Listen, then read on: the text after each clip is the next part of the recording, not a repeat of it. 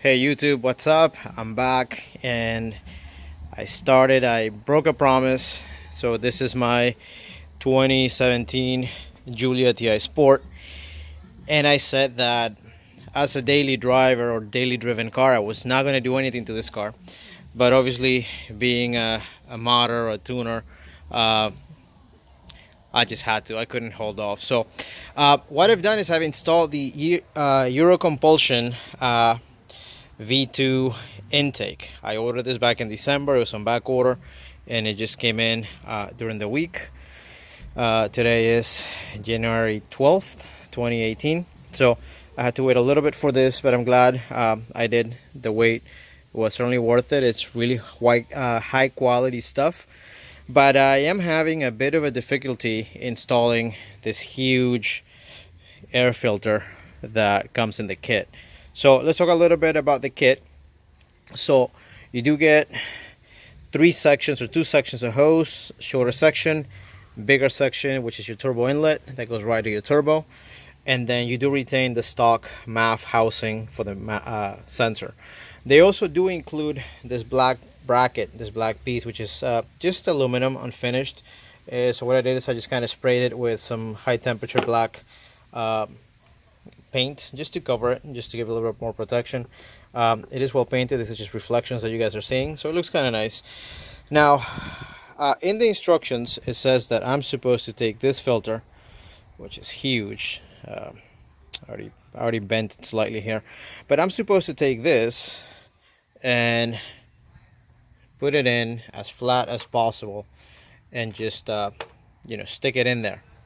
And by the way, that's been the story of my life tonight, just dropping things in there. Some of the things that I'm going to do is to make myself more room is I'm going to, or I have already broken one of the zip tie connectors here, the factory ones that holds this harness into place. So that's gone now, and I'll just have to zip tie it again.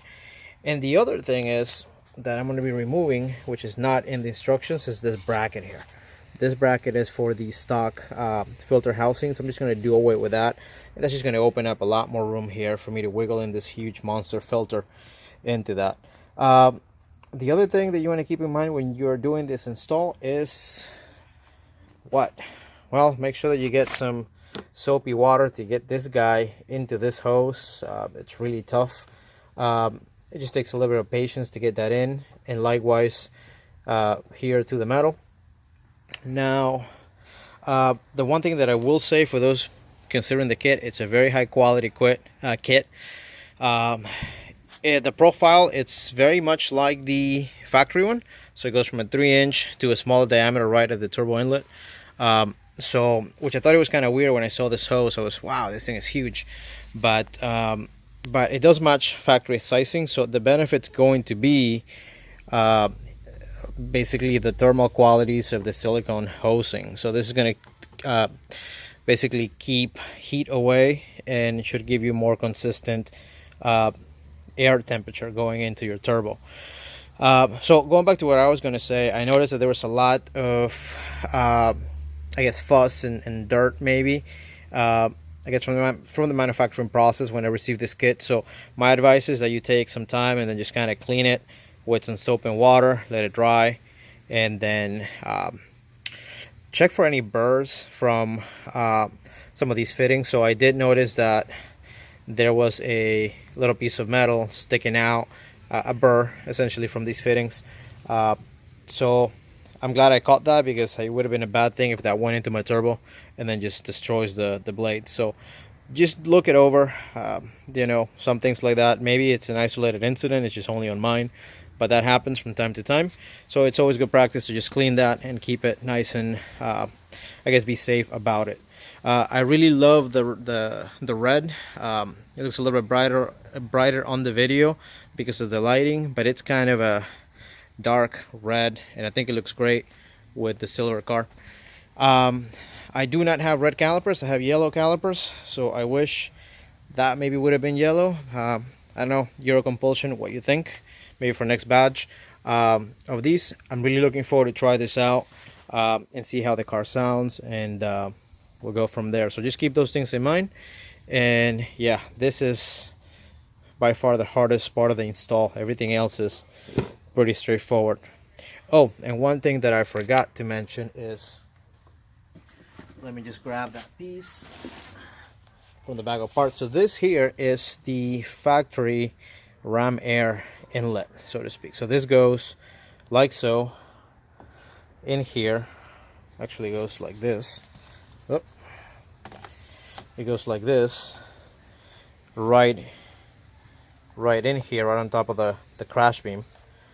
And let's see if I can put this back in real quick. So it goes in like this, and that's another piece that it's not very clear in the instructions that you have to remove to make room for the filter.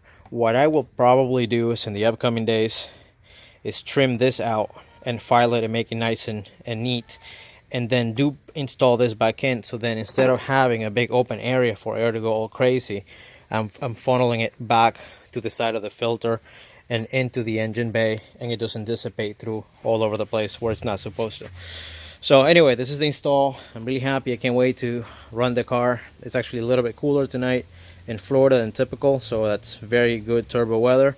And regarding a tune, so these cars are quite sophisticated as opposed to my Subaru, so the ECU will compensate and calibrate itself for the most part. So at least that's what these folks say. So all the Fiats and cars made by these guys, the multi-air engines are very smart.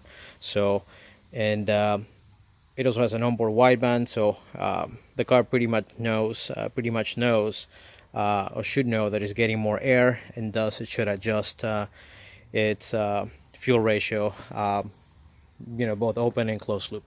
All right, have fun. Thanks.